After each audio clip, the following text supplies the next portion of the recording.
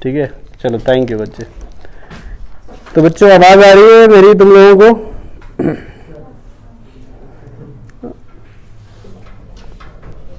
चलो, तो online offline दोनों को आवाज पहुंची। चलो देखते हैं। जैसे लास्ट टाइम तक हम लोगों ने बेसिकली हम कर क्या रहे, आर्किमिडीज प्रिंसिपल किया है और उसके क्वेश्चंस किए और एप्लीकेशंस कर रहे हैं। बेसिकली आर्किमिडीज प्रिंसिपल है बहुत बड़ा, ये काफी वाइड भी है अगर मैं सही बोलूं तो। इसमें आज की क्लास में जो मैं एप्लीकेशन करने जा रहा हूं ये भी आर्किमिडीज प्रिंसिपल का ही हिस्सा मान के चलो, बॉइंड फोर्स से ही डिस्कशन है इसका, बट ये एक स्टेप और अच्छा पार्ट है और इस सेक्शन में आपको काफी सीखने को मिलेगा वापस, बट इसको थोड़ा सही से करिएगा क्योंकि इसमें एप्लीकेशन एक स्टेप अच्छा आता है। आपकी शीट में ऑनेस्टली बोलूं तो एक ही क्वेश्चन है इसका जो मैं पढ़ाने जा रहा हूं, बट हाँ ऐसे क्वेश्चन और भी मिल जाएंगे तुम्हें। हेडिंग लिखेगा centre of buoyancy, please write down that heading, centre of buoyancy.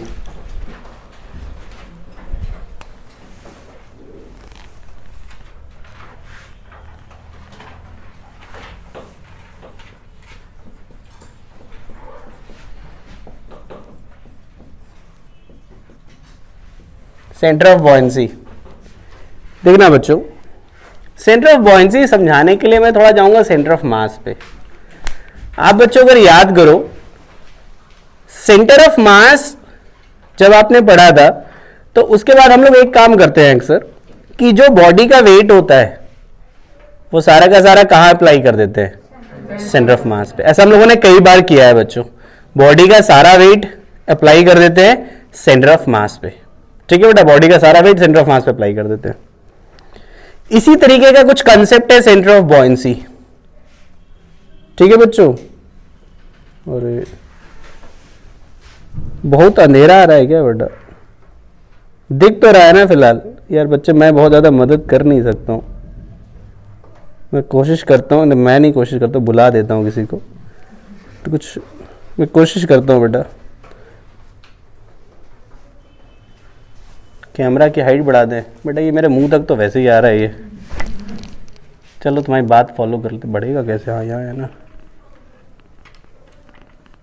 बढ़ रहा नहीं, घट रहा है बेटा। ये हाईएस्ट पे है, अब इससे ज़्यादा तो जाएगा नहीं, ये हाईएस्ट पे लगा हुआ है बेटा। कल टेस्ट में थर्मो आ रही है और प्रॉपर्टीज ऑफ मैटर भी आ रहा है, दिव्यांशु वैष्णव। ठीक है बेटा, चलो अभी थोड़ा सुन लो, अभी मैं भी तब तक सेट करवाता हूँ। अभी तो बोलना ही है काफी मुझे पहले तो। चलो तो कहां पे थे भाई? सेंटर ऑफ मास पे थे। हमने बोला कि जो वेट है वो सेंटर ऑफ मास पे हम अप्लाई कर देते हैं। जो सेंटर ऑफ बॉयंसी का कंसेप्ट है बहुत कुछ ऐसा ही कंसेप्ट है कुछ। देखिए हम लोगों ने बॉइंट फोर्स पढ़ा, बॉइंट फोर्स में क्या पढ़ा कि बेसिकली बॉइंट फोर्स जो है वो weight of the displaced liquid है, weight of the displaced liquid. और मैं अगर इसको डायग्राम में बनाऊं,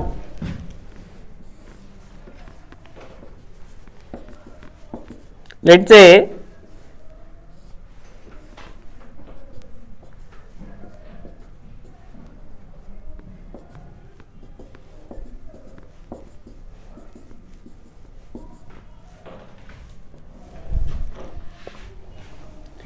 आप देखिए, आपको ये बहुत अच्छे से पता है कि इतना हिस्से में जो लिक्विड है, या मैं सिंपली ऐसे बोल दूं, जब ये कंटेनर या सिलेंडर इसमें जाएगा लिक्विड में, तो इतना वॉल्यूम वो क्या करेगा? डिस्प्लेस करेगा लिक्विड का। क्या इतनी बात समझ आती है? इतना ये वॉल्यूम डिस्प्लेस कर रहा है। और सेंटर ऑफ बॉइंट फोर्स होता क्या है? Weight of the displaced liquid. मतलब इतना लिक्विड जो डिस्प्लेस्ड हुआ है उसके वेट के बराबर क्या होगा? तुम्हारा बॉइंट फोर्स होगा। तो जिस तरीके से हम लोग सेंटर ऑफ मास पर बॉडी का सारा वेट लगा सकते हैं, वैसे ही बॉइंट फोर्स ये जो डिस्प्लेस्ड लिक्विड है उसके सेंटर ऑफ मास पे सारा का सारा बॉइंट फोर्स हम क्या कर सकते हैं? अप्लाई कर सकते हैं। और ये जो पॉइंट होता है this is called centre of buoyancy. Simple words में जो डिस्प्लेस्ड लिक्विड है उसका जो सेंटर ऑफ मास होता है that is called centre of buoyancy. That is called बेटा centre of buoyancy. Is that clear? तो ये सेंटर ऑफ बॉयंसी होता है यहां पे। Are you getting this thing बेटा? और कई बार आपको ऐसी जरूरत पड़ेगी जब आपको सेंटर ऑफ बॉयंसी को एक पर्टिकुलर पॉइंट पे अप्लाई करना पड़ेगा, सॉरी बॉयंट फोर्स को एक पर्टिकुलर पॉइंट पे अप्लाई करना पड़ेगा, तब हम इस कंसेप्ट का यूज करेंगे, that is centre of buoyancy. ठीक है बच्चों? तो आई होप सभी को पता चल गया होगा सेंटर ऑफ बॉयंसी है क्या। अब ये देखो कंसेप्ट वाइज इतना छोटा सा ही है, बट इसके एप्लीकेशन बहुत अच्छे होते हैं। आपके एनसीईआरटी लेवल पे तो आर्किमिडीज प्रिंसिपल ही पूरा खा लिया है उन्होंने, दिया नहीं है, थोड़ा सा ब्लू कलर का वो देते ना ब्लू वाला, उसमें लिख दिया है। तो खैर सेंटर ऑफ बॉयंसी आप मत एक्सपेक्ट करें, बट मेन से एडवांस लेवल पे ये सेक्शन बहुत अच्छे से पूछा जाता है और अच्छे क्वेश्चन बनते हैं। तो इस पे धीरे धीरे क्वेश्चन हम करते जाएंगे, तो आप पहले से नोट कर लो, और एक क्वेश्चन मैं अभी लूंगा, तो पहले आप इसे नोट कर लो बच्चों। तुम सबको शीट वीट तो मिल गई है ना?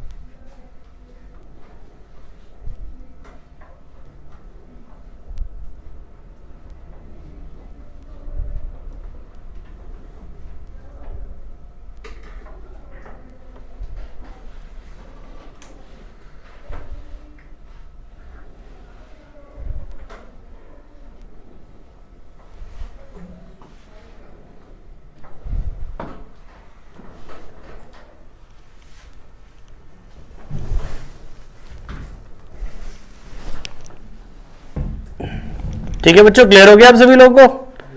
तो इस पे वैसे ऑनेस्टली बोलूं पूरी शीट पे एक ही क्वेश्चन है और उसी क्वेश्चन को लेने जा रहे हैं। एक्चुअली इस पे क्वेश्चन भी थोड़े कम मिलते हैं, पहले हम क्वेश्चन करेंगे फिर एक और डिस्कशन करेंगे इसी सेक्शन पे। तो मुझे एक शीट दिखाना बेटा, मैं देता हूं तुम्हें वापस।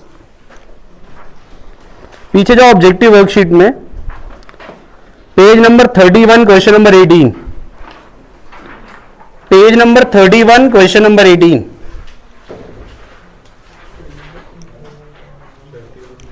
पेज नंबर 31 क्वेश्चन नंबर 18 निकला है क्या? कैसे करोगे फिर?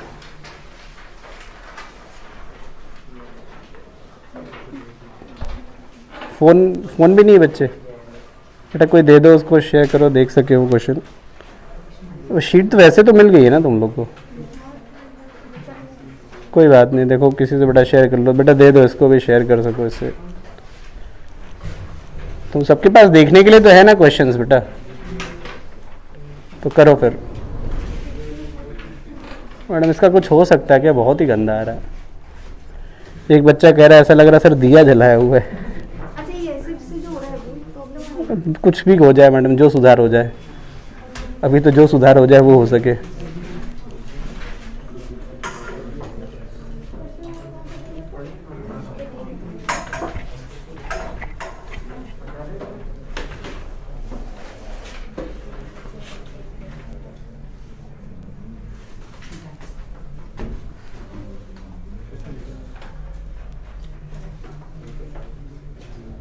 तो फ्रंट कैमरा चला ही नहीं सकते।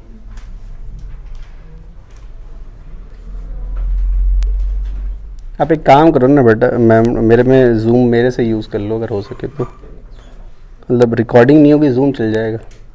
आईडी वाईडी है क्या आपके पास? तो चला दीजिए, इससे शायद काम कर जाए। मेरे पास ऑटो फोकस की दिक्कत आएगी और किसी का कॉल आएगा तो काम नहीं करेगा। नेटवर्क चेंज कर देती हूँ अपने यहाँ का नेटवर्क। अच्छा वाईफाई काम करेगा वाईफाई मैडम? हाँ चालू हो गया ना सर आज वापस। नहीं मतलब सही आ रहा है, बीएसएनएल पे भरोसा कम लगता है। तो आप मेरे में नेटवर्क यूज़ करके, अच्छा आप उसमें कर रहे हैं, आप इसमें कर रहे हैं? आप बोलेंगे आप मेरे में कर दीजिए, तो मेरा फिर फ्लाइट मोड पे डाल दीजिएगा, कॉल नहीं आएगी फिर। फ्लाइट मोड में कर दीजिए उसको। यहाँ का लगा हुआ है वाईफाई। किया तो था मैडम कभी, अब कुछ चेंज वेंज हो गया तो अलग बात है। बेटा बाकी लोग क्वेश्चन करो। बेटा मेरी आवाज़ भी चली गई क्या मैडम इनके यहाँ से? हाँ। कोई नहीं कोई नहीं, उनको क्वेश्चन बोल दिया था, वैसे भी वो दुखी थे बहुत।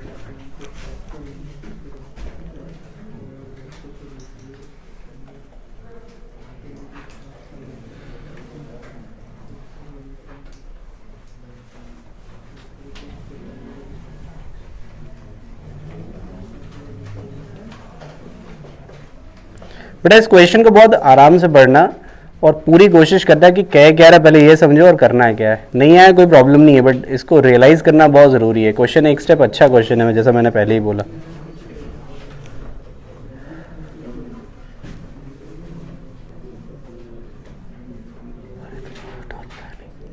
अच्छा तुम लोग को तो टॉर्क पढ़ाया ही नहीं ना हमने शायद, तो फिर कहाँ से कर लोगे? फिर तो कर ही नहीं पाओगे यार, तो भूल ही गया था। रोटेशन नहीं हुआ है ना तुम्हारे में, तो टॉर्क हुआ नहीं तो पढ़ो करो कैसे? कोई बात नहीं, फिर छोड़ देते और क्या। इसकी दूसरी थ्योरी में बता देता हूँ, तो थ्योरी मतलब नहीं, एक एनालिसिस जो मैं बोल रहा था वो बता देता हूँ। मेरे दिमाग से निकल गया था, तुम्हारे में तो टॉर्क पढ़ाया नहीं, इसमें टॉर्क बैलेंस है एक्चुअल में, और टॉर्क बैलेंस किया नहीं तुम्हारे में भी। चलो इन लोगों को भी आ जान दो बच्चों को, फिर शुरू करते हैं। बेचारे वो तो लगे ही होंगे अभी तक।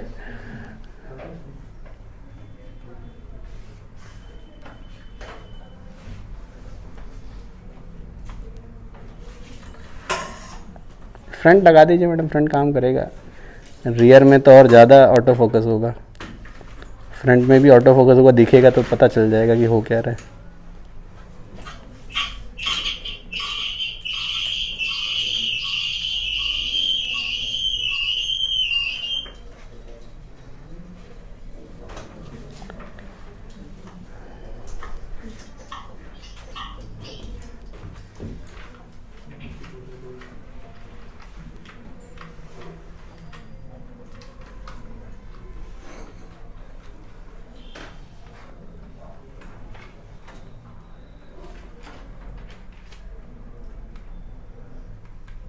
डबल टैप से नहीं आता फुल स्क्रीन। पता नहीं मैडम, इतना याद नहीं, वो वहीं से हो जाता है, वापस यहीं सिर्फ टच कर दो आप, एक टच कर दो, एक टच। नहीं अब साफ आ रहा है वैसे, ये थोड़ा ऑटो फोकस का दिक्कत आएगा।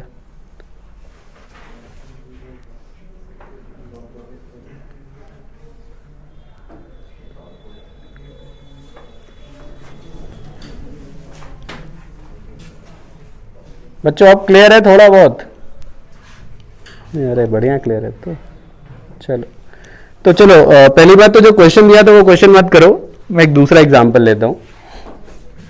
बेटा ऑनलाइन वाले बच्चों, जो क्वेश्चन मैंने दिया था, शीट का नाम क्या है? मेहुल माथुर, तुम्हारा सवाल बड़ा खतरनाक होता है यार। यार लिक्विड पढ़ेंगे तो लिक्विड ही नाम होगा ना शीट का, और क्या क्या और भी दो चार शीट थोड़े दे देंगे यार। ये थोड़ा मुश्किल सवाल पूछा तुमने। फिलहाल एक काम करो, वो क्वेश्चन मत करो, उसकी जगह मैं एक दूसरा एनालिसिस करता हूँ, दूसरा हिस्सा बताता हूँ सेंटर ऑफ बॉयंसी का। सेंटर ऑफ बॉयंसी पे एक्चुअल में क्वेश्चन भी कम बनते हैं, ऐसा नहीं कि बहुत एक्सेसिव क्वेश्चन तुम्हें अचानक से मिल जाएंगे। तो क्योंकि वो क्वेश्चन में टॉर्क है इसलिए शायद कर पाना थोड़ा सा मुश्किल है, कोई बात नहीं, उसकी जगह एक और मैं एग्जाम्पल लेता हूँ समझाने के लिए। देखिए आप लोगों ने एक क्या कहते हैं, एक टॉय देखा होगा जिसमें क्या होता है कि ऐसे एयर भरी होती है अंदर और उसके बॉटम को बहुत हैवी कर दिया जाता है, और उसको ऐसे हिट करो तो वापस वो सीधा हो जाता है, गिरता नहीं है वो। क्या कहते हैं उसको? नहीं क्या बोला बेटा नाम? अरे यार बड़ा मुश्किल नाम है। चलो बाकी समझ आ गया ना तुम लोगों को। वो बेसिकली उसमें होता क्या है जो मैं बताना चाहता हूं, ठीक है। अब खैर कोई बेटा मेहुल छोड़ दो, अब 28 पेज की देखो, कितने पेज है बेटा? 28 है क्या? है? हाँ बिल्कुल सही, 28 पेज की है भाई। अरे 32 है, सॉरी 32। हाँ पीडीएफ में 28 ही है बेटा, लिक्विड की और भी कोई शीट मिली है क्या तुम लोगों को? नहीं नहीं, मतलब पीडीएफ में क्या 2-3 शीटें मिली हैं क्या? एक ही मिली होगी ना? अच्छा अच्छा, चलो मेरी बात सुनो जरा। तो बेसिकली हम जो बात कर रहे हैं उसमें तुमने देखा होगा कि जब उस टॉय को हिट करते हैं तो वो वापस नीचे नहीं गिरता, वो वापस अपनी पोजीशन पे, इक्विलिब्रियम पोजीशन पे आ जाता है। और ये मेन रीजन होता है सेंटर ऑफ बॉयंसी की वजह से।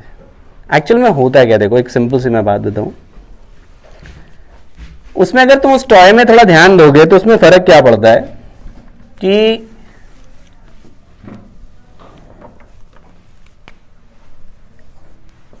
ये जो बॉटम होता है ना वो हैवी कर दिया जाता है बहुत। उसका बॉटम हमेशा हैवी होता है, हमेशा बॉटम क्या होता है, हैवी।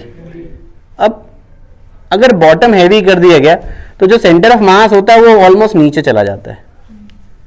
वो क्या चला जाता है, नीचे। और सेंटर ऑफ बॉयंसी, अब इतना जो इसका वॉल्यूम है उतना ही वॉल्यूम डिस्प्लेस करेगा, तो सेंटर ऑफ बॉयंसी समवेयर कहीं यहां हो गया। सेंटर ऑफ मास मैंने नीचे इसलिए किया क्योंकि बॉटम को हैवी कर देते हैं बट एक्स्ट्रा मासेस लगा करके, तो सेंटर ऑफ मास उसका काफी नीचे चला जाता है, सेंटर ऑफ बॉयंसी ऊपर होता है। ठीक है, अब जब भी सेंटर ऑफ बॉयंसी अगर ऊपर हुआ ना बच्चों, जब भी सेंटर ऑफ बॉयंसी अगर ऊपर हुआ, तुम इसको इस तरीके से टिल्ट करोगे तो सेंटर ऑफ बॉयंसी उसको पुश करके वापस स्ट्रेट करेगा। लेकिन यही चीज अगर ये mg अगर ऊपर होता, mg में बड़ी सीधी बात है, इसके एक्सप्लेनेशन की पैक ऑफ सैंड, जतिन खींची ने नाम बताया, पैक ऑफ सैंड।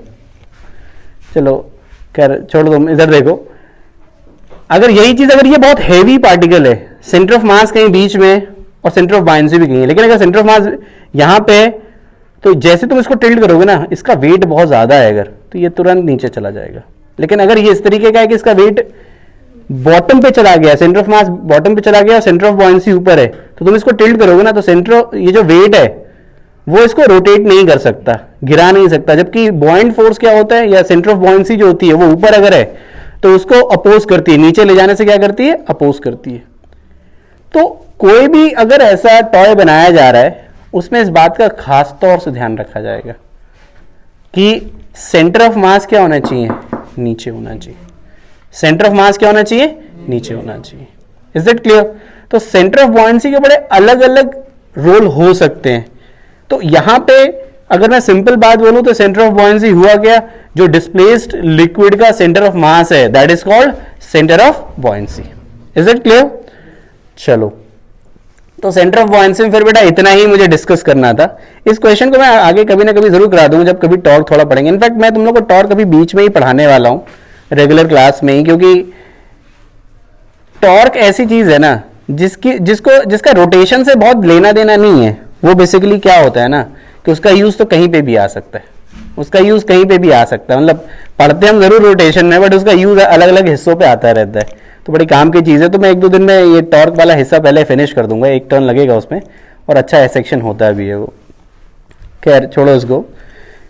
उससे पहले यहां पर एक हिस्सा और मुझे पढ़ाना है and which is very much important, और वो भी आर्किमिडीज का ही एक क्या कह सकते हो तुम्हारा एप्लीकेशन है। बट ये हिस्सा एक स्टेप और भी अच्छा है। देखो जो बेसिक सेक्शंस थे ना, क्वेश्चंस जो तुमने पिछली क्लास में किए थे, वो आई होप तुम लोग को थोड़े आसान लगे हों और तुम लोग क्वेश्चन कर पाए हो। क्योंकि ये जो हिस्से आज भी एक, जैसे एक तो सेंटर ऑफ बॉयंसी है, इसमें खैर क्वेश्चन नहीं हुआ, तो अब क्योंकि क्वेश्चन नहीं हुआ तो बच गए तुम लोग, क्योंकि क्वेश्चन भी अच्छा था। दूसरी बात हो गई कि जो अगला क्वेश्चन, एक लास्ट क्वेश्चन जो आर्किमिडीज का मुझे कराना होता है क्लास में, वो काफी अच्छा पार्ट है, उसको समझने के लिए काफी मेहनत लगने वाली है। तो इसीलिए थोड़ा सा फोकस्ड हो जाना, और जो क्वेश्चन मैं बताने जा रहा हूं उसको बहुत ध्यान देना, ठीक है वो क्वेश्चन, बट उसका सोल्यूशन बहुत इंटरेस्टिंग होने वाला है। और एक ही उसका कंसेप्ट है, दैट इज आर्किमिडीज प्रिंसिपल। और क्वेश्चन क्या है देखना, क्वेश्चन है, क्वेश्चन बहुत कॉमन सा है, डे टू डे लाइफ से कनेक्टेड है बिल्कुल, ये कि ये वाटर है और इसमें एक आइस फ्लोट कर रहा है। आइस क्यूब होता है ना बेटा, एक आइस क्यूब फ्लोट कर रहा है, वाटर है, एक आइस क्यूब फ्लोट कर रहा है, ठीक है। एक आइस क्यूब क्या कर रहा है, फ्लोट कर रहा है। क्वेश्चन सिंपल ये कहता है बेटा कि जब ये आइस क्यूब मेल्ट हो जाएगा तो ये जो वाटर लेवल है ना, इसमें क्या चेंज आएगा। क्वेश्चन सुन लो भाई। क्वेश्चन है कि इस आइस क्यूब में, सॉरी आइस क्यूब जब मेल्ट हो जाएगा तो इस लिक्विड के लेवल में क्या चेंज आएगा। अब मुझे आंसर करो क्या होगा। सेम आएगा। और कोई कुछ कहता है भाई? भाई 3 ही ऑप्शन है, एक एक करके बात करते हैं। कितने लोग कहते हैं इंक्रीज करेगा? काफी लोग हैं भाई। कितने लोग कहते हैं कि डिक्रीज करेगा? तुम कह रहे हो? अंधेरे में तीर चला रहे तुम तो हैं?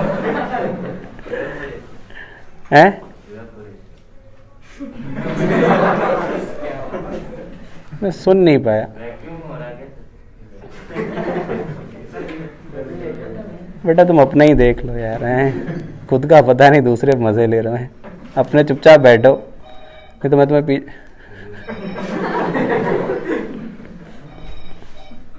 साइलेंट कर लो भाई, नहीं तो अगली बार मैं फ़ोन ही रख लूँगा। मेरा फ़ोन वैसे भी टूट गया। खैर छोड़ो।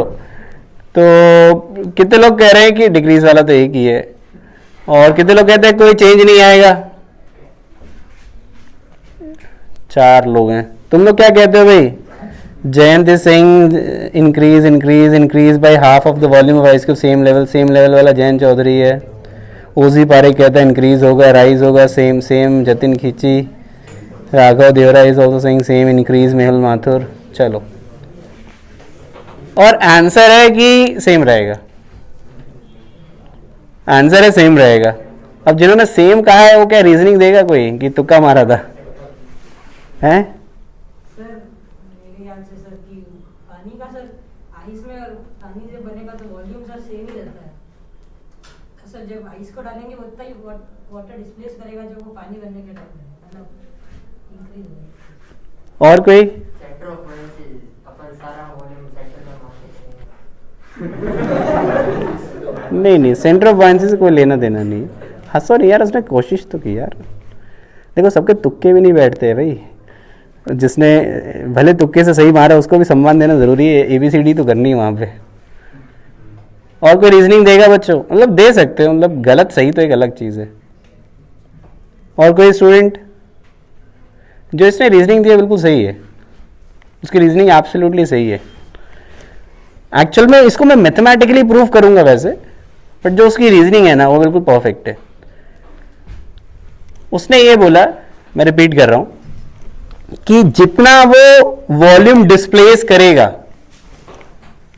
कुछ तो वॉल्यूम डिस्प्लेस कर रहा है, तो आइस जब मेल्ट होगा तो उतना ही वॉल्यूम वो मेल्टिंग के बाद बनाएगा, और इसीलिए लेवल में कोई चेंज नहीं आएगा। अब ये तो हो गया एक थ्योरेटिकल एक्सप्लेनेशन। अब किसी को अगर ये समझ आता है तो दैट इज वेरी गुड। बाकी मैं इसको मैथमेटिकली भी समझाने की कोशिश करूंगा। है वो एक्सप्लेनेशन थ्योरेटिकल, बस थोड़ा बोर्ड पे लिख दो तो फील जल्दी आ जाता है। तो वो बेसिक आइडिया वही है। और तुम देखना जरा, मैं इसको एक लिख रहा हूं और जो उसने बोला बस एग्जैक्टली वही लाइन में समझाने की कोशिश कर रहा हूं। तुम देखो जरा, इसमें इनिशियल लेवल है HI मतलब इनिशियल हाइट। अब इसमें जो लेवल आ रहा है 2 वजह से आ रहा है, 2 रीजन की वजह से ये लिक्विड का लेवल आ रहा है। ठीक है, 2 रीजन की वजह से। एक तो देखना जरा बेटा, ये बेटा वो आ रहा है, आउट ऑफ फोकस तो नहीं है, फ्रेम में पक्का सेट है। देखे रहना, बताते रहना, जब भी बाहर चले जाए तो बता देना सर बाहर हो गए बाप। यहां से देखो जरा बच्चों, इनिशियल हाइट या इनिशियल लेवल कह सकते हो। एक तो V0, ये V0 जानते हो मैं क्या ले रहा हूं? जो वाटर पहले से भरा हुआ है भाई, जो वाटर है ऑलरेडी उसका कुछ तो वॉल्यूम होगा, that volume is V0 and this V0 is not going to change. ये वाटर में कोई बदलाव नहीं होगा। ठीक है, आइस मेल्ट होगा, उसका वॉल्यूम अलग से लेंगे। ठीक है, इस वाटर को हम एज इट इज V0 लेके चल रहे हैं। तो अभी जब ये मेल्ट नहीं हुआ है तो इसमें 2 हिस्से होंगे। एक तो ये लिक्विड का वॉल्यूम या सॉरी वाटर का वॉल्यूम प्लस आइस जब इसमें फ्लोट कर रहा है तो ये डिस्प्लेस भी करेगा अपॉन एरिया। ये क्या लिखा है समझ आ रहा है? जब भी कोई बॉडी को लिक्विड में रखते हैं तो वो लिक्विड को डिस्प्लेस करता है ना, तो लिक्विड को डिस्प्लेस करेगा तो वो ऊपर ही उठेगा ना। Are you getting this thing? तो वी डिस्प्लेस अपॉन एरिया, मतलब V naught plus V displace upon area. जैसे तुम एक एग्जांपल देता ना, पूरा बकेट अगर भरा हुआ है, उसमें अगर कोई सिलेंडर रखोगे तो एक्स्ट्रा लिक्विड बाहर चला जाता है ना। अब यहां पे तो बाहर जाने का स्कोप है नहीं, तो यहां पे क्या हो जाएगा, लेवल को बढ़ा देगा। Are you getting this thing बच्चों? ओके, तो ये इनिशियल लेवल हो गया, मैंने अभी कुछ चेंज नहीं किया, इनिशियल लेवल। अब वी डिस्प्लेस निकालने के लिए मैं इक्वेशन लिखूंगा। वी डिस्प्लेस निकालना है हमें, this body is in equilibrium, this ice is in equilibrium, है इक्विलिब्रियम में। मैं इस आइस का मास कह दे रहा हूं एम आई, याद रखना M I, I for ice, M I into ji.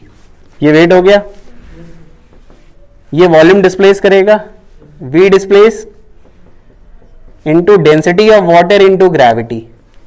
Density of water क्यों लिया पता है भाई, वाटर को ही डिस्प्लेस कर रहा है ना, तो अगर मेरे को जरूरत पड़ी तो मैं वी डिस्प्लेस यहां से निकालूंगा, जरूरत पड़ेगी। फर्स्ट पार्ट बेटा बहुत ध्यान से सुनना, देखो ये हिस्सा बहुत अच्छा है, मैं इसमें 10 क्वेश्चन और बना के दे दूंगा, और छोटे छोटे वेरिएशन पे, और अगर तुमने ये क्वेश्चन अच्छे से समझ लिया तो सारे आंसर कर दोगे, नहीं समझा तो बेटा सब कहानी लगेगा। इसलिए जो मैं बोल रहा हूँ उसे सुनना जरूरी है, जहां नहीं है एक बार पूछ लेना, कोई प्रॉब्लम नहीं है, बट ये क्वेश्चन एक बार समझ के आगे के हिस्से को तुम्हें अप्लाई करना जरूरी है। आप जरा यहां पे देखना, जरा यहां पे एच फाइनल पे आते हैं। अब एच फाइनल में वी नॉट में तो बदलाव नहीं है, वो तो वॉल्यूम पहले का एज इट इज था। अब ये चेंज होगा, इसकी जगह क्या आएगा, आइस मेल्ट कर गया, आइस मेल्ट कर गया तो क्या हो जाएगा, वो खुद में एक वॉल्यूम बन जाएगा। तो मैं उसको लिख दे रहा हूं कि ये वॉल्यूम जो बना है मेल्टिंग की वजह से, वीएम लिखा है, वीएम मतलब समझ रहे हो, ये मेल्टिंग की वजह से बना है, ठीक है। अब मुझे वीएम निकालना है, जैसे वी डिस्प्लेस निकाला वैसे वीएम निकालूंगा मैं यहां पे, और वीएम निकालना मुश्किल काम नहीं है। तो मुझे बस एक बात बताना, आइस अगर एम आई है, आइस का वेट सॉरी मास अगर एम आई है, तो जब ये मेल्ट होगा वाटर बनेगा, उस वाटर का मास क्या होगा, मास बदलता नहीं है। तो जैसे एम ग्राम था या एम आई ग्राम था आइस का, तो जब मेल्ट होकर वाटर बनाएगा तो वो भी क्या होगा, सेम मास होगा। तो मतलब जो वाटर बना उसका मास कितना है, एम आई, ये वाटर है। अब और तुमने एक चीज पढ़ी है, मास क्या होता है, वॉल्यूम इंटू डेंसिटी। वॉल्यूम मतलब volume after melting into density of water, है ना। अब ध्यान देना, अब मैं बस चीजें लिख रहा हूं।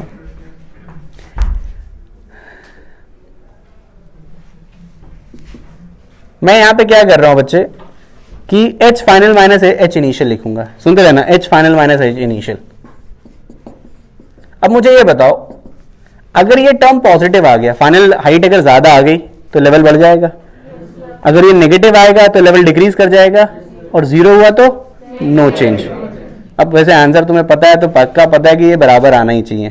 तो तुम पहले डिफरेंस लोगे, V naught upon V naught वाला टर्म तो घट गया, एक्चुअल में जो बचा ना मैं वो लिख दे रहा हूं, वो बचेगा V m minus V displaced upon, ये ए तो एक साइड कर दो, ए तो सेकेंडरी है, क्योंकि हमें साइन तो यहीं से चेक करना है, सारा साइन यहीं से चेक करना है।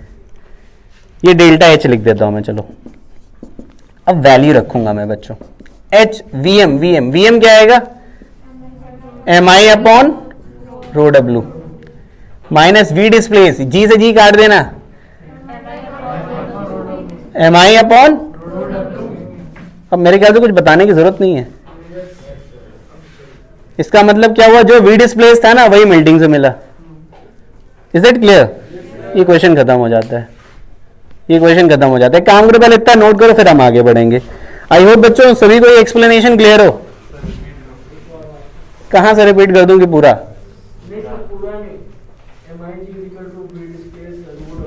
ये मैंने क्या किया बेटा, ये इक्विलिब्रियम में, तो इसका weight is equal to buoyant force, इसका मास एम आई ले लिया तो वेट हो गया M I ji.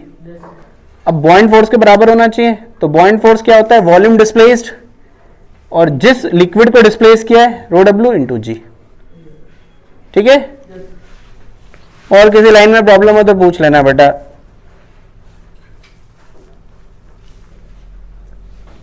But it is visible to you?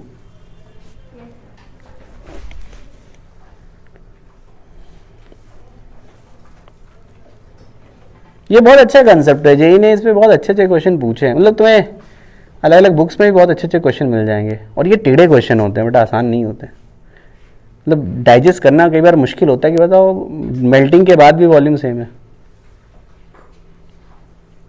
वैसे तुम्हारा नाम है क्या बच्चे? सर भव्य। पूरा? भव्य मानो। तुम्हारी शक्ल बड़े एक स्टूडेंट से मिल रही है, मुझे लगा तुम भाई तो नहीं हो उसके। क्या नाम था यार उसका? ऋषभ जैन, बिट्स पिलानी।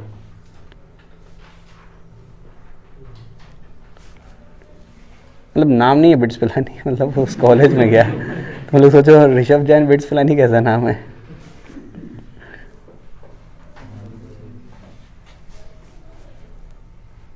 तो तुम्हें पहले से पता था कि तुमने अभी सोच के बताया? तो फिर अच्छा किया तुमने। और भी कुछ बच्चों ने बताया था, तो बाकी ने तुक्का मारा था कि सोचा था? से बताना। थोड़ा बहुत भी सोचा तो ठीक है। देखो फिजिक्स में क्या है कि ऐसे क्वेश्चंस हमें कई बार मिलेंगे, तो सोचना बड़ा इंपॉर्टेंट है। और बहुत बार गलत होगा, लेकिन कुछ बार तो सही होगा ही होगा।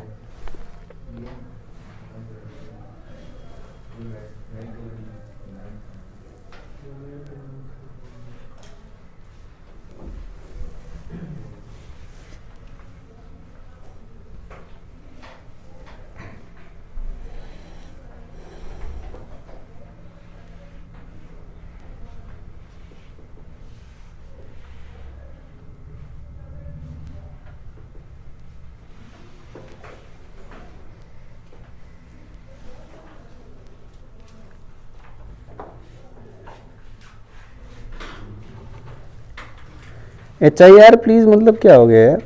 HI तो लग रहा है कि तुम H इनिशियल पूछ रहे हो, R का मतलब अच्छा रिपीट कर रहे हो क्या? भाई इतना शॉर्ट फॉर्म मत लिखो यार। HIR प्लीज मतलब डाउट हो जाता है। मैं तो सोच रहा था कुछ मिसप्रिंट कर रहा है क्या, तब से कुछ कुछ लिख दे रहा है। मेरे ख्याल से यही बोल रहे ना। क्यों भाई तुम लोग क्या कहते हो? HIR प्लीज का मतलब क्या हुआ? H1 को रिपीट कर दो ना। चलो मैं बेटा एक बार फिर से बता दे रहा हूँ, सुन लो। H1 को मैं रिपीट कर देता हूँ। H1 मैंने बोला कि जो टोटल वॉल्यूम है, इस लिक्विड का वॉल्यूम, वाटर का वॉल्यूम, प्लस ये जब इसमें डालोगे तो वॉल्यूम डिस्प्लेस करेगा, वो displaced volume divided by area, total volume upon area, that is the height. ये तो V0 ही है। V डिस्प्लेस के लिए ये इक्वेशन लिख दी जो थोड़ी देर पहले अभी एक बच्चे ने पूछी भी थी। वेट को हमने क्या कर दिया, बॉन्ड फोर्स से इक्वेट कर दिया, तो वहां से तुम्हें V डिस्प्लेस की वैल्यू मिल जाएगी, यहाँ रख देना। ठीक है बच्चों? ये इस इक्वेशन को मैं थोड़ा सा जनरलाइज करूंगा और यहीं से कर दूंगा, कोई मतलब अलग नहीं कर रहा हूं मैं, यहीं से मैं कर दूंगा। मैं बस क्या कह रहा हूं जनरलाइज करने के लिए, मैं ये कह रहा हूं बच्चों की जो इसकी डेंसिटी है और जो वाटर की डेंसिटी है, तो वाटर की डेंसिटी मैं ρ2 कह दे रहा हूं और इसकी डेंसिटी को मैं ρ1 कह दे रहा हूं। मतलब अभी तो क्या है कि तुम्हें पता है कि मेल्ट होने के बाद जो ये इसका मतलब है ये मेल्ट होने के बाद जो बनेगा, जैसे आइस है ना, तो आइस मेल्ट होगा, तो मेल्ट होने के बाद जो ये लिक्विड बनेगा उसकी डेंसिटी मैंने क्या कह दी, ρ1। वैसे तुम्हें पता है कि इस केस में ρ1 ρ2 बराबर है, देखो मैंने लिखा है, बट हर केस में ऐसा नहीं होता, मैं उसी लिए तैयारी चल रही है उसकी जनरलाइजेशन की। देखो अब जरा, अगर ये लिक्विड ρ2 है तो यहां क्या लिखेंगे, ρ2, और ये मेल्ट होने के बाद ρ1 लिक्विड बना रहा है, ρ1 डेंसिटी का लिक्विड, तो यहां मैं क्या लिखूंगा, ρ1 Vm माइनस V डिस्प्लेस, है ना। तो Vm मतलब मेल्टिंग के बाद ना, तो ये क्या हो जाएगा, ρ1, और ये क्या हो जाएगा। अब मैं इसको सिंप्लीफाई करने के लिए, मुझे और इसे सिंप्लीफाई करना है, तो इसके लिए ये मैं खा जाऊंगा इसको, और यहां से देखना delta H Mi upon A, एक काम करो बेटा ρ1 को भी कॉमन ले लो, तो ये क्या बचा, 1 माइनस,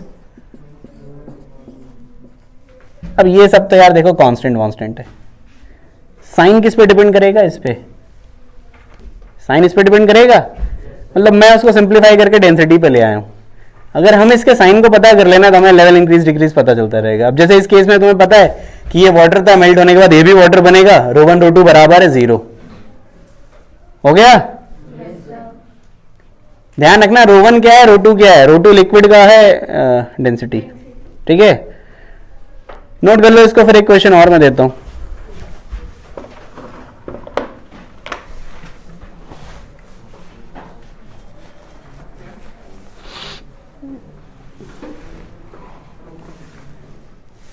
अरे लब शर्मा, तो मैं तो सुनाई दे रहा है ना, पक्का।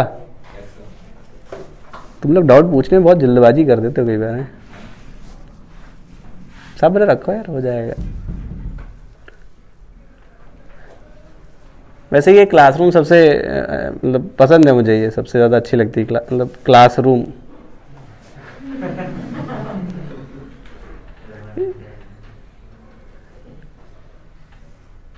और ये सबसे पुरानी क्लासरूम है पाठशाला की, पता है तुम्हें? सबसे पुरानी क्लासरूम्स में से एक है।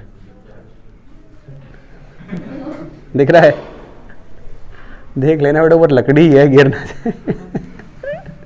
वैसे ऊपर बुक्स बहुत रखी हुई, गिरेगा तो बुक्स बिल्कुल बरसेगा सीधे।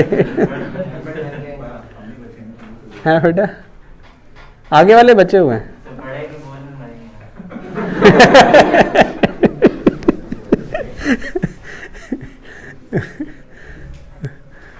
भाई तुम्ही ने तो पीसीएम सिलेक्ट किया है, तो पढ़ाई का बोझ तो फिर वैसे किस में नहीं पढ़ाई है यार, सब में पढ़ाई है भाई। वो पढ़ते नहीं अलग बात, ऐसे तो साइंस वाले भी मजे करते। उसमें क्या मजे करने के लिए। उनकी मैम ने जून तक आधी बुक खत्म करवा दी, 2 वीक में से। अरे तो ऐसे तो तुम्हारे सर ने भी खत्म करा दी होगी यार, ऐसी क्या बात है? ऐसा थोड़े होता है, मजे करने के लिए पढ़ाई से कोई लेना देना थोड़े है। तुम्हें क्या लगता है कि वो आर्ट्स या कॉमर्स बहुत आसान थोड़े होता है? पढ़ोगे तो वो भी उतना ही बेटा चैलेंजिंग है। वो डिपेंड करता है कि पढ़ता कौन है उसको। हाँ, ये साइंस से बस एक, साइंस मतलब इन पीसीएम या बायोलॉजी भी ले लो, तो इससे बस एक ऑप्शंस थोड़े एक्स्ट्रा मिल जाते हैं। बाकी तो यार देखो ऐसा है, कॉमर्स वालों के लिए नहीं कह रहा, उनके थोड़े ऑप्शंस अलग हैं। बट होता क्या है कि मोस्ट ऑफ द ऑप्शन वो अचीव कर सकते हो तुम, जो वो ऑप्शंस लेंगे ना सारे तुम कर सकते हो, सारे मतलब बहुत सारे ऑप्शन ऑप्ट कर सकते हो। हैं? सीए भी बन सकते हैं सर साइंस में। तुमने सुना है बन सकते हैं सीए? यस सर, मेरे फादर के दोस्त हैं, उनके बेटे सर पहले साइंस मैथ्स में थे, तो उनका आईटी में हुआ नहीं, फिर सीए में दिया, सीए में हुआ। अब इंस्पिरेशन देखो ना, इससे ज़्यादा क्या चाहिए?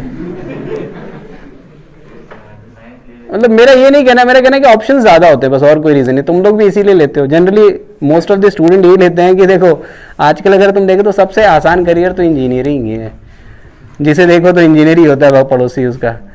और रीज़न क्या है ना, आसान करियर है। तुम लोग भले कहोगे अरे इतना पढ़ना पड़ता है, वो आर्ट्स वाले मज़े कर रहे हैं, बट बेटा ऑप्शन ज़्यादा हो जाते हैं बस। और आज की डेट में देखो ना, आईटी से ही पता नहीं कितनी सारी सीट्स है, 8-10 हज़ार तो सीट्स वहीं से ही है, फिर एनआईटीज़ की बहुत सारी सीटें। और आज की डेट में इंडिया में जितने भी मैक्सिमम जॉब्स आती है, जॉब क्रिएशन, वो ज़्यादा इन्हीं सेक्शन से, इंजीनियरिंग सेक्शन से ही है। तुम देख लो ना, मतलब बाकी में इतने ज़्यादा एक्सेसिव नहीं आती है। थोड़ी बेटर जॉब्स की बात करें तो आने को तो बेटा 4th क्लास में भी आती है, तो मतलब उनकी बात नहीं कर रहा मैं, तो मैं एक ऑप्शन बता रहा हूँ। और बेटा बहुत अच्छा करते हैं बच्चे। मैं तो हर साल, जैसे अब देखो, जैसे मैं जस्ट अपने ऑर्गेनाइजेशन की बात करूँ, अभी कल नहीं परसों एक बच्चा है, आई वॉज, पहचान तो मैं क्या नाम भूल गया था, वो उसने बाल ऐसे सफ़ेद वफ़ेद किए हुए थे, पता नहीं देखा हो किसी ने।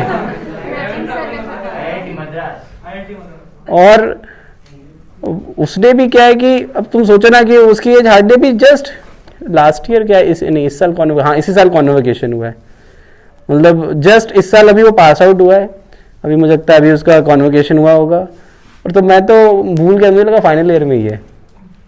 मैंने कहा और कैसा चल रहा है कॉलेज? कहते सर अब तो जॉब में आ गया, अब कॉलेज ही बोल रहे हो। अब वो देखो बड़ी इजीली, और ऐसा नहीं है, स्टार्ट में अगर मैं बोलूँ तो उसने भी मज़े ही किए थे स्टार्ट में, बट बाद में उसे लगा कि नहीं अब कुछ करना है, तो काफ़ी सिंसियरिटी से उसने किया।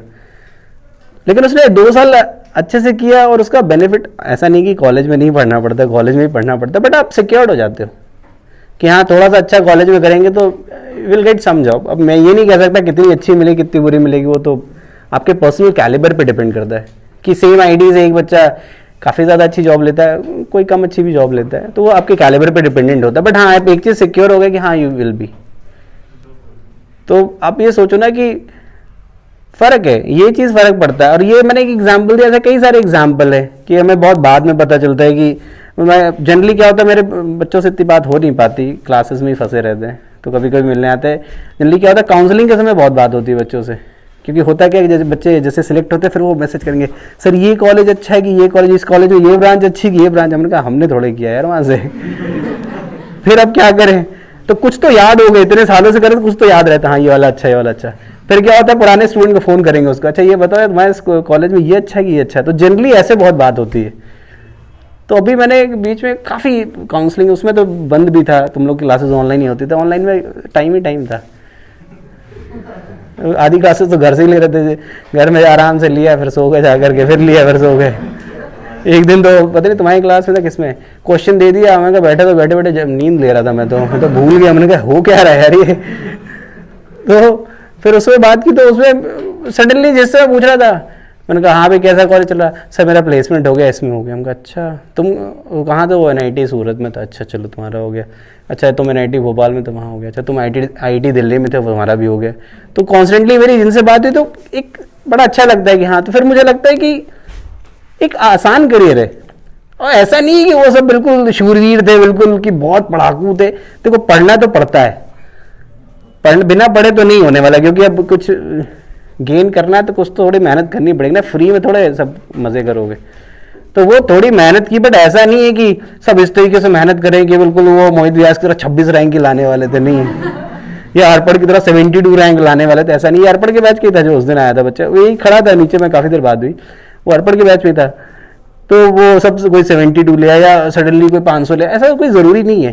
तो प्रियोरिटीज आप जितना अच्छा कर सकते हो, दैट इज योर चॉइस, आप जितनी कोशिश करोगे उतना बेनिफिट है। बट अपनी तरफ से ऑनेस्ट एफर्ट होना बहुत जरूरी है। और जितने भी टीचर्स हैं ना, सबसे तुमसे पहले यही कहेंगे, देखो सारी चीजें सेकेंडरी होती हैं, कोई सब्जेक्ट चाहे फिजिक्स हो, चाहे केमिस्ट्री हो, चाहे मैथ्स हो, वो चीजें तुम्हें सीखनी है, तो उसमें सबसे प्राइमरी चीज होना चाहिए तुम्हारा एफर्ट। और हो सकता है कोई जल्दी सीख जाता है, कोई लेट सीखता है, कोई बहुत शार्प होता है, कोई धीरे धीरे करता है। तो दोनों टाइप के बच्चे होते हैं, दोनों टाइप के बच्चों को मैंने IIT जाते देखा है और हर साल देखा है। मतलब बहुत सारे एग्जाम्पल है बेटा, मतलब पता नहीं तुम लोगों को एग्जाम्पल दिया नहीं, अभी रिसेंटली मैंने वो उस बच्चे का एग्जाम्पल सारे बैच में दिया है, तो मैंने जरूर बताया होगा कि हाँ 13-14,000 रैंक। मतलब उस बच्ची को जब मैं देखता ना, मैंने उसे मेहनत करते देखा है कि मतलब उसे कितनी मुश्किलें आती थी और उसने कैसे सीखा, एफर्ट डाला, और कुछ मुझे लगता 37 या 40,000 रैंक थी मेंस में, and she got advance rank somewhat 12, 13 या 14 कुछ ऐसी थी आसपास। और लड़कियों को थोड़ा सा बेनिफिट है आजकल सीट्स का, तो she got a seat. But उस कैलिबर की बच्ची जिसने शेयर मेहनत की, मतलब तुम लोग का तो बेटा तुम लोग ज़्यादा होनहार हो गए उस कंपैरिजन में, सही बोलूँ, बट उसने जो एफर्ट डाला ना, और उसका विल पावर था कि नहीं आई कैन, मैं कर लूंगी। जब हमें डाउट था 12th के बाद कि हमने कहा बेटा ले लेते हैं एडमिशन, मे भी अच्छा ना कर पाओ फिर लगेगा, बट उस बच्ची ने वो अचीव किया। तो ये दैट इज इंस्पायरिंग। मतलब उस बच्चे को देखते ना तो लगता है कि हाँ उसने, मतलब ऐसे एक एग्जाम्पल नहीं, बहुत एग्जाम्पल है। बट रिसेंटली जब मैं सेंटर पे गया था, तो उस सेंटर पे उससे बात हुई थी काफ़ी। उसका पहला पेपर ठीक आता, सर ठीक हुआ है, बहुत अच्छा तो नहीं बट ठीक हुआ है। और सेकंड वाला भी जो भी हुआ हो, पेपर वैसे डिफिकल्ट होते हैं तो कम नंबर पे भी हो जाता है। तुम अगर देखो तो 360 नहीं 396 में 126 वाला बच्चा IIT मुंबई गया हुआ है और 6000 रैंक कुछ लगी थी। सोचो कितने नंबर, 32 या 33% भी, 33% तो नहीं, कुछ 1-8% कम ही होगा, मतलब 32% में 6000 रैंक लग गई है। उसके एग्जाम में पास होने जितने परसेंटेज आते हैं, बेटा वो लाना भी चैलेंजिंग है, पता चलेगा अभी। तो मेरा ये कहना है कि वो एफर्ट उसने किया और उतने नंबर के लिए सम हो, भले वो जैसे भी पहुंची बच्ची, लेकिन उसने जो एफर्ट किया ना, जो वो दैट इज अप्रिशिएबल और बड़ा इंस्पायर करता है। मतलब देखो 500 या जैसे अर्पण बच्चा था, उसमें वो बच्चा बहुत मेहनती था, शार्प भी था, जितनी मेहनत करता उससे ज़्यादा वो शार्प भी था और हर चीज़ करता था। ये जो बच्ची थी, अब तुम कहोगे सर आप 72 को 13-14,000 से कंपेयर कर रहे हो, मैं ये इसलिए कह रहा हूँ क्योंकि ये बच्ची एवरेज थी, बिल्कुल एवरेज, बट उसका विल पावर जो था ना, मतलब दैट वाज अप्रिशिएबल। और वो बहुत मतलब काउंट होता है। पता नहीं सारे मतलब हम जितने भी टीचर्स थे ना, जब हमें पता चला कि she got this IIT Gandhinagar this one, तो बड़ा अच्छा लगा कि हाँ यार इस बच्ची ने बहुत बढ़िया किया। और एक बच्ची का एग्जाम्पल दे रहा है, ऐसे बहुत सारे बच्चे, किसी ने और अच्छा किया, किसी ने और अच्छी है। लास्ट ईयर तक तो ऐसे ऐसे स्टूडेंट थे कि जैसे रिपीट करना है, और लास्ट ईयर तक कुछ पता नहीं, रैंक वैंक 50,000 है कुछ, उन्होंने कहा अब क्या कर सकते हैं, सर पढ़ाई नहीं की हमने, ऐसा नहीं किया, एंड सडनली कि हाँ नहीं अब मुझे करना है सर। तो उन्होंने 2 साल खराब कर लिए, बट फाइनली में लगा नहीं अब गलती कर दी है, लेकिन फिर उन्होंने उस गलती को सुधारा और कोशिश की, एंड दे अचीव्ड। तो मेरा ये कहना है कि वो गलती तुम लोग मत करो, अभी तुम्हारे पास टाइम है, 11th पढ़ रहे हो, चैलेंजेस होते हैं 11th वालों को के साथ ज़्यादा प्रॉब्लम्स आती है, क्योंकि वो यूज टू नहीं हो पाती, इतना बड़ा सिलेबस चेंज होता है ना सभी में। कहाँ है, कितना अच्छा लगता, थोड़ा थोड़ा पढ़ के निकल जाते थे, खुश रहते थे। और तुम लोगों ने तो साइंस वाइंस तो मुझे लगता है 3-4 बार याद कर ली होगी, किताब इतनी सी थी। यहाँ तो NLM को खोल के देखो तो उतनी बड़ी किताब ही खत्म हो जाती है NLM में। तो ये है, बट थोड़ा सा मुश्किल आता है, बट कोशिश जब बढ़ाते हो, क्योंकि ये चैलेंजेस तो बेटा सबके साथ है, ऐसा तो है नहीं जो सिलेक्ट होके गई बच्ची है, कोई बच्चा सिलेक्ट हो गया उसने नहीं देखा। तो इसीलिए पहले से अवेयर करते कि थोड़ी कोशिश अभी करो तो तुम्हें टाइम वेस्ट नहीं करना पड़ेगा, 12th के साथ अच्छे से तुम सिलेक्ट होकर चले जाओगे। वो बच्चा जो था ही सिलेक्टेड फ्रॉम द 12th, वो 12th से ही गया था। और तुम जब एफर्ट डालते हो साल भी तुम्हारा बचेगा, और तुम्हें कम समय यूज़ करना पड़ेगा यहाँ पे, फिर कॉलेज जाओ आपको अच्छा लगेगा।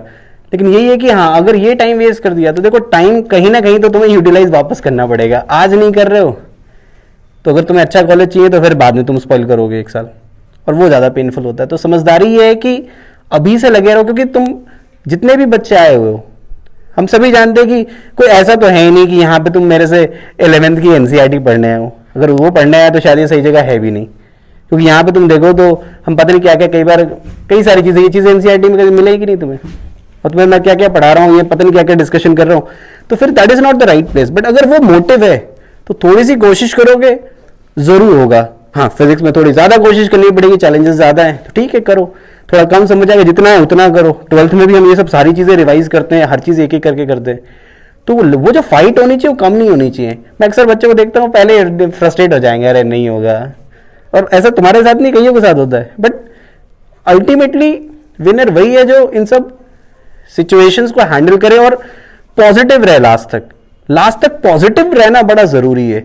अगर कोई बंदा हार जाए तो फिर कैसे नहीं बच सकते। उस दिन देखो ना, अगर तुम लोग क्रिकेट मैच देखते होगे, मैं उस दिन बढ़िया घर पे बैठ के टेस्ट मैच देखा, और इंडियन बैट्समैन था बेचारा, एक गेंद यहाँ खा रहा है, अरे वो ऐसे फैला पड़ा, एक इधर मार दी उसने, और वो 140 की स्पीड से फेंक रहा है बेचारा, ऐसे वो ऐसे आ रहा है, फिजियो आता था स्प्रे मारता था, फिर खड़ा हो जाता था, नहीं आज मेरे को जिता के जाना है। कम से कम उसने 10 गेंदें खाई होंगी बेटा, 10 गेंदें 140 की स्पीड से कोई खाएगा ना तो चक्कर आके 3 बार गिर जाएगा, बट वो फिर से खड़ा हो जाता और फिर खेल रहा था।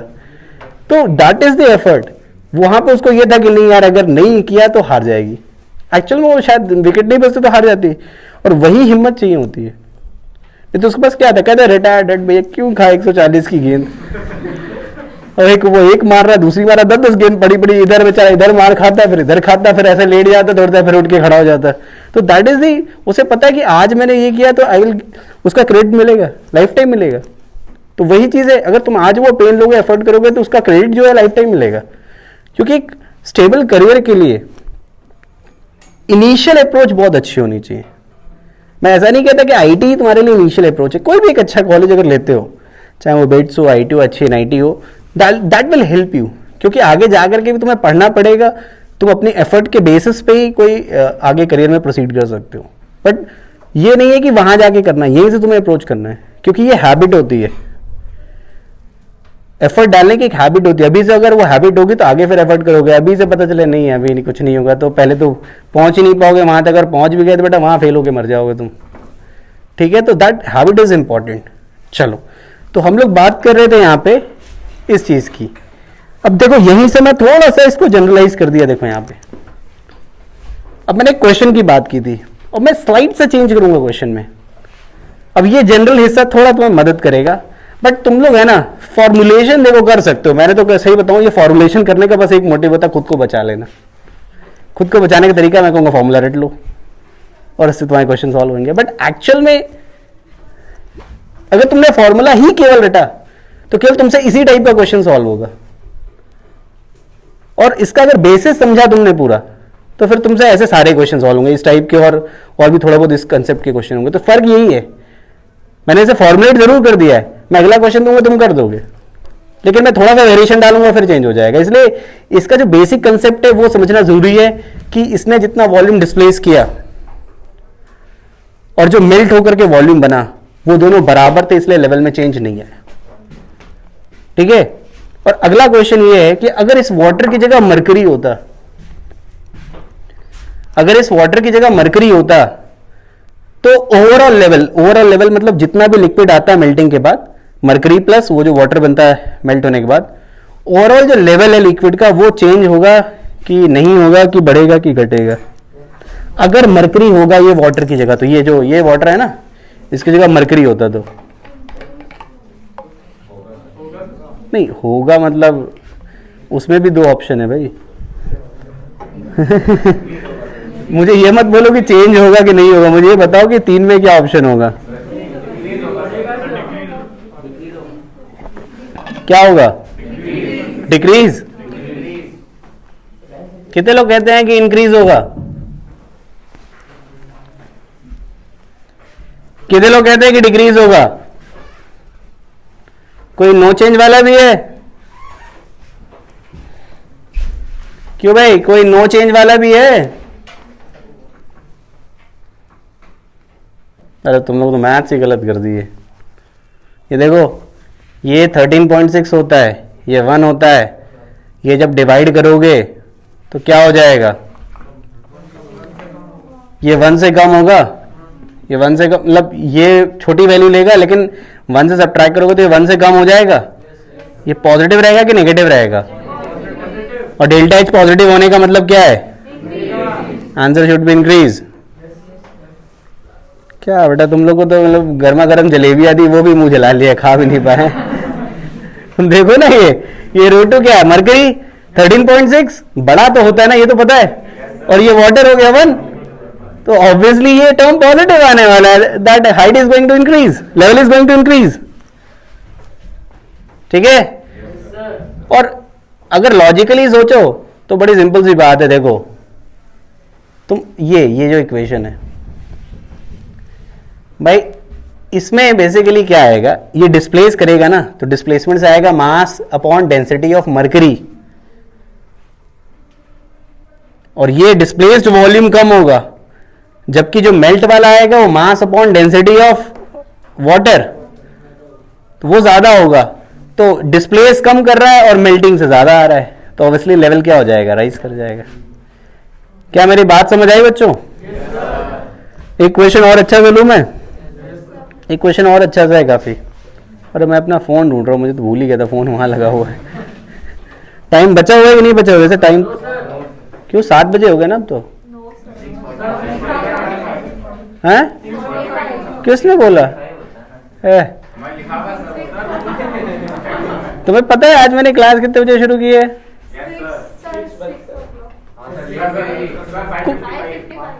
5:55 या 5:50 ना? तो तुम्हें लगा सर बहुत लेट हो गए। क्लास का टाइमिंग जानते हो क्या है? दैट इज 6:45 टू, नहीं 5:45 टू 7। तो ऑब्वियसली 7 है, और क्या है? 1.5 घंटे की पहली क्लास 1.5 घंटे की थी ना, तो ये तो पता था ना पहली वाली क्लास 1.5 घंटे की है। किसने बोला? कोई नहीं, हम 15 मिनट एक्स्ट्रा पढ़ाएंगे। मैं लेट हो गया था ना, 10 मिनट और एक्स्ट्रा पढ़ाऊंगा। चलो एक चीज और है, डिस्कशन कर रहे हैं तो मजेदार हिस्सा है। जेईन एक पहले ये बताइए, क्लियर हो गया सभी को?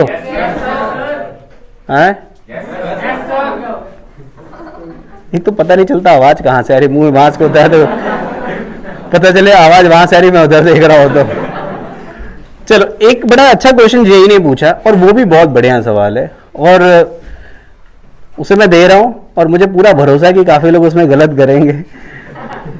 तो कोशिश करना, ध्यान से करना तो सही कर दोगे। कंसेप्चुअली थोड़ा सही से देखना बस।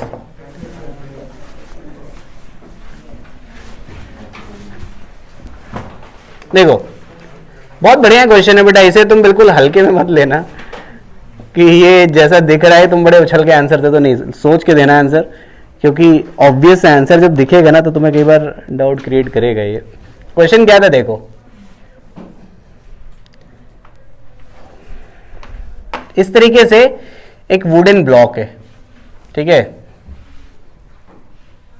वुडन ब्लॉक है, इस पे एक कॉइन रखा हुआ है, ये कॉइन है, ये हाइट h है और ये स्मॉल h है,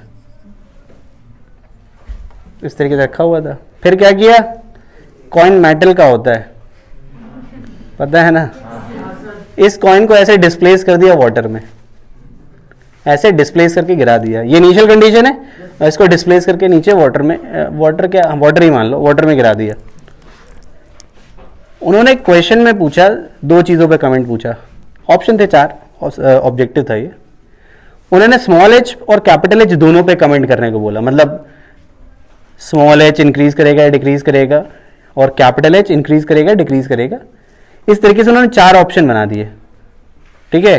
तो खैर हमें ऑप्शन से क्या मतलब, मैं इंडिविजुअली पूछ रहा हूँ कि तुम ये कमेंट करो स्मॉल h पे और कैपिटल H पे कि इनमें क्या क्या चेंजेस आएंगे, इंक्रीज डिक्रीज नो चेंज, कुछ इस टाइप की चीज़। मैंने क्या बोला, सोच के बोलना है। सबसे पहले मुझे ये बताओ स्मॉल h पे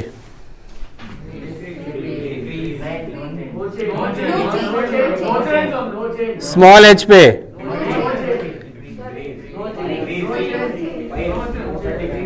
कितने लोग कहते हैं नो चेंज है?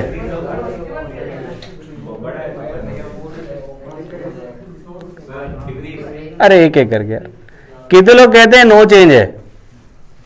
1 2 3 4। कितने लोग कहते हैं इंक्रीज होगा? इंक्रीज वाला कोई कह नहीं रहा। कितने लोग कहते हैं डिक्रीज होगा? कितने लोग कह रहे कुछ पता ही नहीं चल रहा। अरे बड़ा ऑब्वियस है यार, डिक्रीज होगा।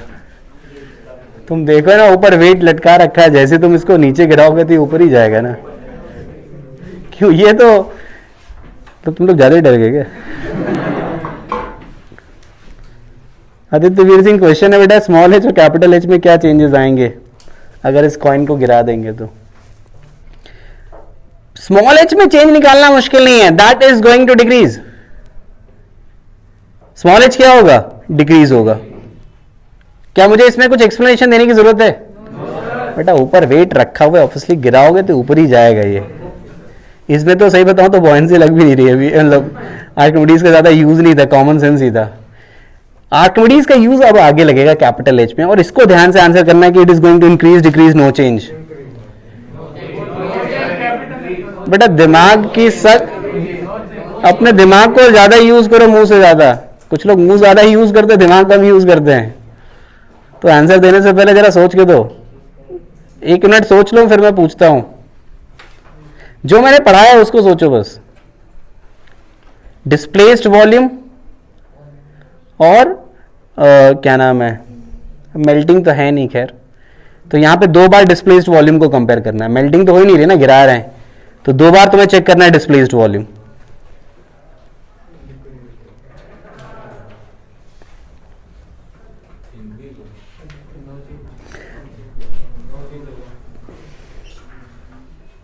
तनुष तुम्हारा आंसर सही है। अरे मेहुल माथुर तुम्हारा भी बिल्कुल सही है भाई।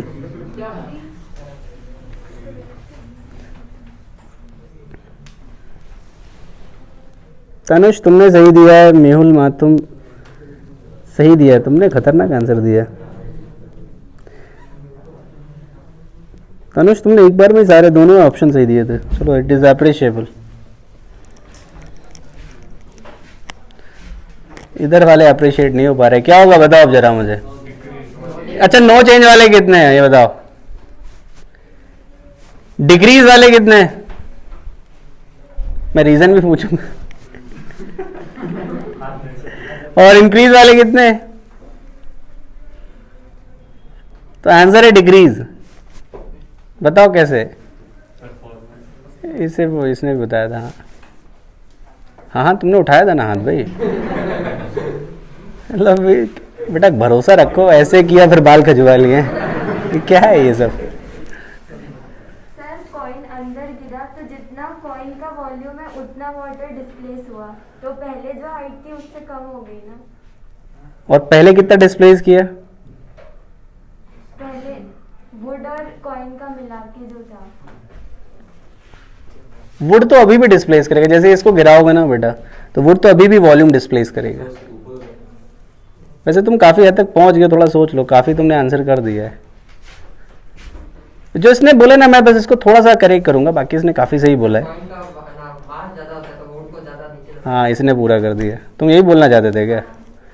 रीजनिंग वैसे सही थी, तुमने भी पूरा सही कर दिया बच्चे कि इसमें दो डिस्प्लेस्ड वॉल्यूम कंपैरिजन है, मेल्टिंग नहीं था इसमें, there is no any melting, so there are the two kind of displacement. एक जब ये यहां पर है, एक जब यहां पर है, तो बेसिकली ये जो वॉल्यूम डिस्प्लेस करेगा, देखो यहां पे लिक्विड जो डिस्प्लेस हो रहा है दो रीजन की वजह से डिस्प्लेस हो रहा है। एक तो ये वुडन ब्लॉक के मास को बैलेंस करेगा या वेट को बैलेंस करेगा, और एक किसको बैलेंस करेगा? कॉइन के वेट को बैलेंस करेगा। तो अगर मैं पहले डिस्प्लेस्ड वॉल्यूम बोलूं ना, तो मैं सीधे सीधे कहूंगा V displaced upon mass of coin density of water, ये होगा। और बेटा ये बिल्कुल मैंने क्या किया ना, ये वो buoyant force is equal to weight, और मैंने केवल कॉइन के लिए लगाया, केवल कॉइन के लिए, क्योंकि वुड तो अभी भी फ्लोट कर रहा है, वो वेट जितना डिस्प्लेस करेगा, अपने जितना लिक्विड डिस्प्लेस करेगा उसके वेट को बैलेंस करेगा। बट अभी जब कॉइन है ना, तो कॉइन की वजह से थोड़ा दब गया है नीचे, और उसने एक्स्ट्रा वॉल्यूम डिस्प्लेस किया। वो जो एक्स्ट्रा वॉल्यूम डिस्प्लेस किया है वो उसके वेट को क्या कर रहा है? बैलेंस कर रहा है। मैं क्या कह रहा हूं, समझ आ रहा है? अभी जो कॉइन की वजह से एक्स्ट्रा वॉल्यूम डिस्प्लेस हो रहा है वो इसके वेट को बैलेंस कर रहा है। और एक बार जब कॉइन वाटर में चला गया तो फिर तो बेटा उसका फोर्स बैलेंस नहीं है, क्योंकि कॉइन डूबेगा। तुम ये मत लगा देना weight is equal to buoyant force, क्योंकि फोर्स बैलेंस नहीं है, वो डूब के नीचे जाएगा। तब क्या होगा कि ये बेसिकली क्या करेगा, जितना इसका वॉल्यूम है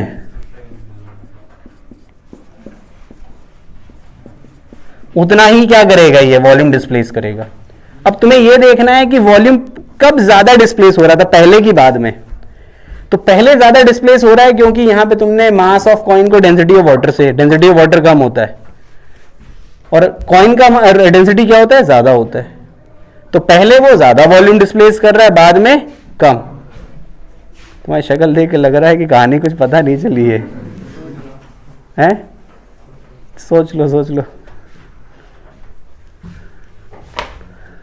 वो मिस्टर बीन नहीं होता जैसे कुछ सरप्राइज होता है, क्या उसके कान खड़े हो जाते? क्या होता है? तो बहुत, अब तो बूढ़ा हो गया ना वो तो बहुत। चलो इस पे ध्यान दो यार तुम लोग, देखो फालतू की चीज पे तुम रिएक्शन रहता है।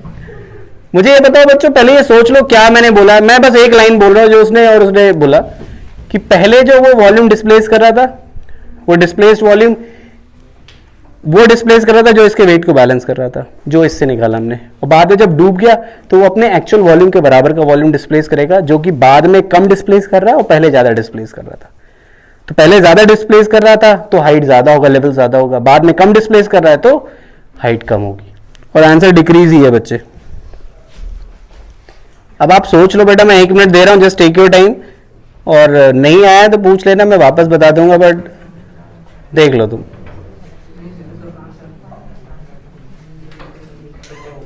और जनरली बेटा इसमें 90% बच्चे इंक्रीज करके चले जाते हैं, क्योंकि उन्हें लगता है कॉइन पानी में गया है तो वॉल्यूम तो बढ़ जाना चाहिए। वो कौन सी कौवे वाली कहानी की, कंकड़ मारते जाएंगे लेवल बढ़ जाएगा।